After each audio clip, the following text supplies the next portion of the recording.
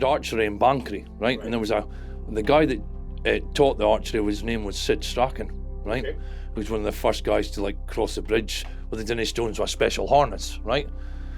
And my father had said to me, that guy that you're doing archery for with lifted famous stones in Scotland, really heavy things. And I was like, oh, so I asked him, and actually, believe it or not, I said, oh, my dad said he lifted these famous stones, and he said, well, I'll tell you one thing, don't bother, because all they'll do is hurt your back. And that was the end of it, right? So he never spoke about it, he never said anything, that was it, right? So then, when I was 17, I was working for a local guy, and we were passing the Petarch Hotel, and he said to me, oh God, there's two famous rocks there that some guy apparently crossed the bridge with. So we both jumped out, and I was like, they were gigantic for me when I was 17. And he goes, I don't know how they did it, but apparently the guy picked him up and walked to them across it. And I was like, so everybody tried to have a shot, but I managed to get the little one off with one hand, right? Okay. I managed to pick it up just a split second. And the guy who was watching was like, holy shit, that's amazing. And they were all trying, they couldn't do it. So I never really thought, I'll be honest with you lads, I never really thought about it again until later on in my life when a friend of mine did them, James Blackwell, he did them, and kind of got the ball rolling again, sort of thing. So, and he lifted them and did a good job. He held them for quite long as well. So, and I worked with him for a wee while, and because he started speaking to me about it, I thought to myself, right, I'll give this a go. Yes. Right, so there was no, I know you could get rings at that time from David Horn, but there was no much internet at that time, Yes. and the hassle of getting them. So what I actually did was I got a couple of granite lentils, Okay. big things like that, Yeah. and some 56ers, and I started training with bits of rope, just kind of emulating it sort of thing with rope. So within... Tied the 56ers to the lintels? Yeah, I tied rope round the round the lentils, and I just tied the 56ers onto them. Yes. And but I mean, I didn't actually realise, but I actually lifted the full weight within a couple of weeks. Didn't realise that at the time until years later that I weighed the granite lentils and realised, Christ, I'd already done it. Yes, yeah. Right, so I went down to Petarch, and I'll be honest with you, I tried a few times with straps, because at that time, you could lift them with straps. Yes. I mean, it wasn't such a thing as it is now, that everybody's got to do purist, right? So most people lifted them in straps back in that day. So I actually, the first time I ever did a good lift with was a set of straps, but then the guy, James Blackwell, I was with, he said, now, you did a good job, but the real thing is you've got to do it without straps in order for it to be authentic. So that's when I got a blacksmith mate of mine, Dougie Reed, who's no longer with us, to make me a set of rings, right? Okay. And I found my own stones, made my own stones, and that's how I trained to lift them without straps. There were only 155, 114. That was the first two stones I made, right? And trained with 56ers, and then a local farmer, because everybody around here knew I was looking for stones, right? Yes, Everybody, okay, right? Yeah. And it was a local farmer down in Strawn. I just happened to be passing one day, and he had it in a bucket, a big nickel in it. Well, he was out putting it in a bucket, so, and he kind of like flagged me down, sort of thing. I was like, all right, pulled in. He goes, what do you think of that? I was like, well, it's out there. Yeah. It was massive. I goes, perfect. And so I got that drilled in, and this is the thing as well. I had no idea the weight of that. Right, So I was actually lifting that with 56ers on it, Right, okay. right? Okay. And because I never went near the Dinnies again. I hadn't been near the Dinnies for... Once I got my stones, I just wanted to make sure I did a good job about it. Yes, That's okay. why, right? Okay. So, but when I got them weighed, they were a weight 780 something pounds, right? The both of them, right? So it was like, right, but I'd been lifting them with a 56er on each one. Yes, that's an And extra 100 odd pounds. Yeah, there, yeah. So, hence the reason when I went down to Dinnies, don't get me wrong, it wasn't easy because obviously your nerves and all that, but that's how I managed to lift them. Basically, just training with that stones.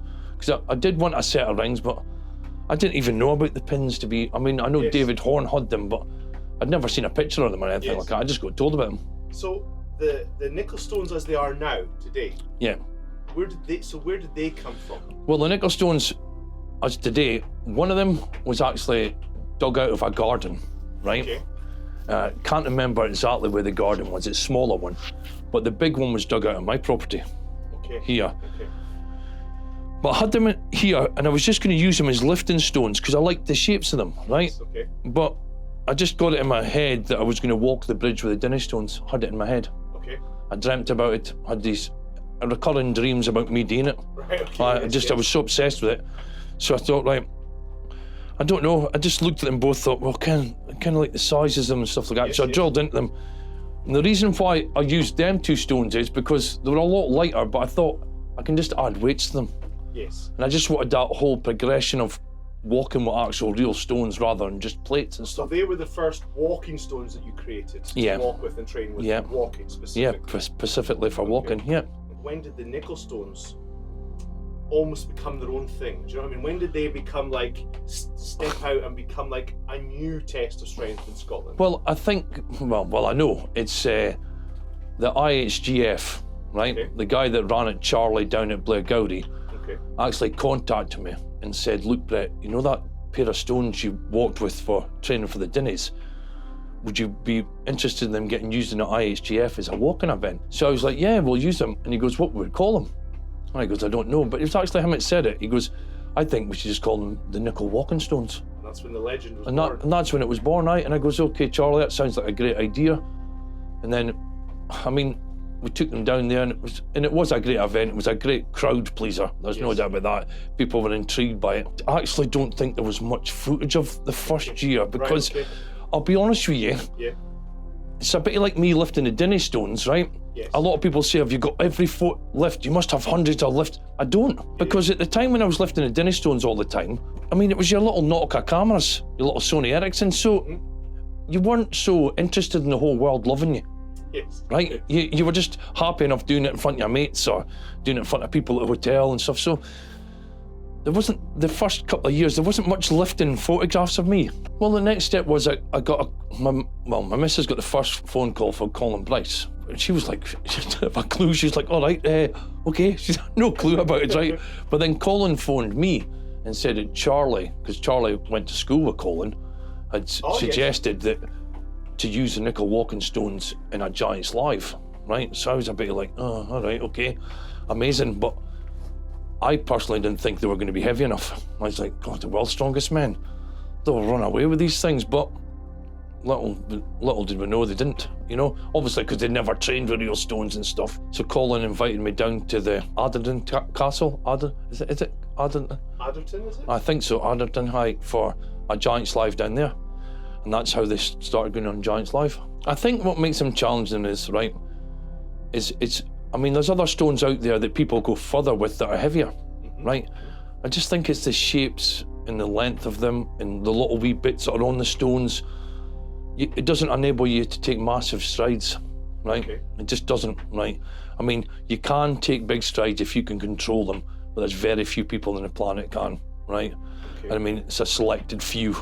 Yes. So, I mean, you can see it in some of the Giants Live, people that try and go a bit faster and then they realise, oh, this is happening, slow down again. And I just think that's the whole thing at me. And I do think it's not just about the weight, it's endurance as well, right? That was the whole thing, you know. That's why the rules have been from the start, right? When Charlie said to me what rules we're going to have, and I goes, well, I think we should go for a max distance. And if they get to that, make them turn around and come back in one drop, you know? And he goes, oh, that sounds quite savage. I know. I goes, but Charlie, it's Strongman. It's meant to be savage. You know, you've got to do something. Because the way I seen it was that's how I trained for the Dinnie Stones here with them. I would go down my drive, stop, and turn around with them and try and walk back up again. Because I don't know, I just thought, well, if there's any way to get you strong, it's going to be that. So the rules that the guys are doing today are the rules that you were originally doing and created for yourself all the way back when you were training? Yeah, absolutely. Yep. Fantastic. And I'm not just saying that, even a drop. So I was doing sets of walking here, putting them down, trying to turn around and go the other way, and I only give myself 10 seconds then. I know it sounds stupid and you might go, really, you're training on your own? But no, it just made perfect sense to me. What do you think made them get into people's minds? Because in my opinion now, the Nicol Walking Stones are well known, particularly in the Strongman community, around the world even now, you know? And there's people doing walking stone events, they're emulated. They're naming them after it. Yeah, everywhere, right? Yeah. So what do you think then, like, why did that happen? What's captured people's imagination?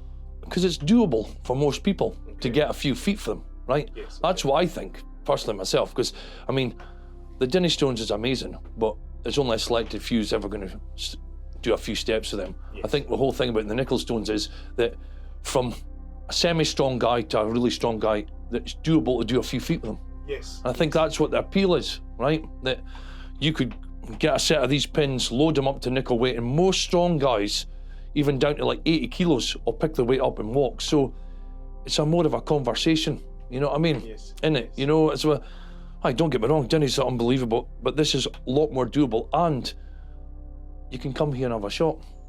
Well, I think in my mind, I'd like to have them at a couple of events, so like general strongmen can have a shot of it, you know, public strongmen, you know, and have a shot and see what it feels like to actually walk with them, you know. Yes, but it'll only be a couple of events a year, so it makes it more interesting for them to turn up.